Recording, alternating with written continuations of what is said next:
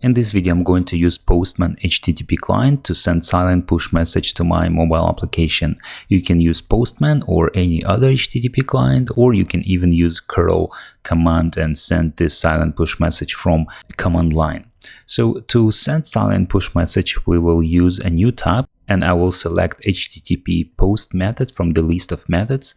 And now I will need to provide the FCM URL to Firebase Cloud Push Messaging Web Service. The next step is to provide headers, and the very first header will be authorization. And here I will need to provide key equals and then the server key of my Firebase application. And to find authorization key, we will need to go back to Firebase console. I'll go to console and then my mobile application. And then next to project overview, we have settings. So I'll click on that and then click on project settings. Go to cloud messaging tab and then copy this server key. So I'll copy it by clicking on this icon, go back to my Postman and paste it here. Okay, so we have server key. The next header will be content type of this HTTP request. So I will select content type, and this is going to be application JSON.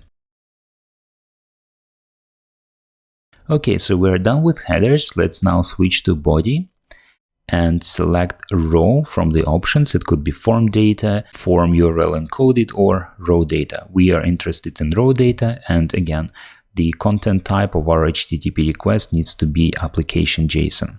And here we will need to provide the JSON payload of our HTTP request. And our JSON payload will contain following keys. The first one will be content-available true. And this is what distinguishes silent messages from other kinds of push messages. It's very important that content available has a Boolean value true, and that these two words, content and available, are separated from each other with an underscore. The next key value pair will be priority high. Now, silent push messages are not guaranteed to be delivered instantly. We can provide different priority levels, like for example, high or normal. And if we provide priority level as high, then push notification service will attempt to deliver it sooner than a lower priority message. The next key value pair will be the data itself, the JSON object that contains key value pairs, and I will name it data, and then I will create entire new JSON object that will contain key value pair as article ID, and then the value of this article. Let's say the value is 1, 2, 3, 4, an ID of an article that we want to download.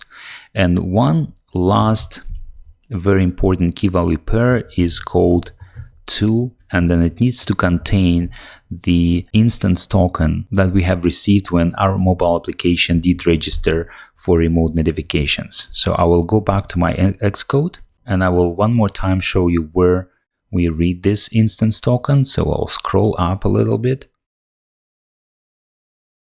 And this is our function application did register for remote notifications.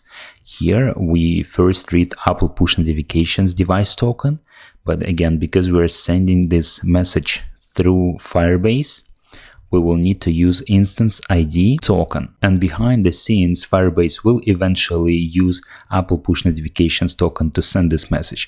But to send this push message, we will need to use this instance ID token, which we store in our database. So to get the current value of my instance ID token, I will go back to my Firebase console, and in my database, under the user object, I will expand it. I have APN token and I have instance ID token. So the instance ID token will need to be used to send push notifications to this current device.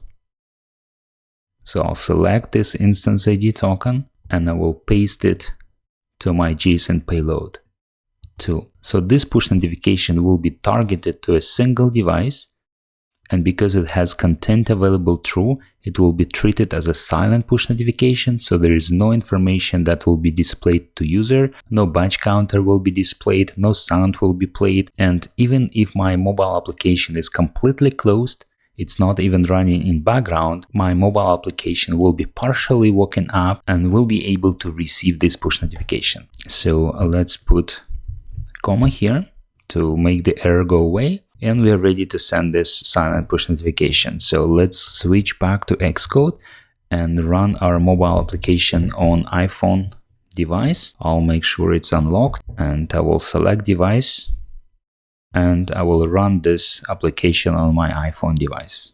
Okay, my application is up and running. I will scroll down and find my function that receives silent push notification. So here it is, and I'll put a breakpoint here to see that it is triggered when my notification arrives. What I can also do, because I'm printing out the instance ID token, I can also copy the token from here and make sure that I'm sending this push notification to a correct device. So I'll go back to my Postman, and this is the token value, and paste it. And I see that the token is different and looks like I have copied instance ID from a different installation. Okay, so now I'm ready to send this silent push message. I'll hit on send and switch to Xcode. And here we go. We have a breakpoint triggered in did receive remote notification. We can print out entire user info object here. It has content available equal to 1, and it has article ID which we have passed.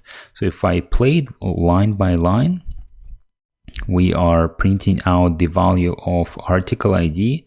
Here is the value, so it works. And we will play through the application state switch statement. And we see that application is active, and we are printing a message inside of this case statement. And we are calling completion handler. And if I switch back to Postman, I see that I have received a JSON response that contains success status, which is 1, and failure, which is 0. So we have successfully sent and received silent push message. Now remember that your mobile application will be able to receive silent push message, will be able to read its content, and will be able to perform some business logic like download some content from your server. Even though if your mobile application is not running, it will be partially woken up and it will be able to perform this business logic. This is something that you cannot do with a display push messages. With those push messages that are handled with this function here, with this user notification center will present notification. This function will be triggered only if mobile application is in a foreground state and is active. And another function we have, user notification center did receive response, will be triggered only when user taps on notification message.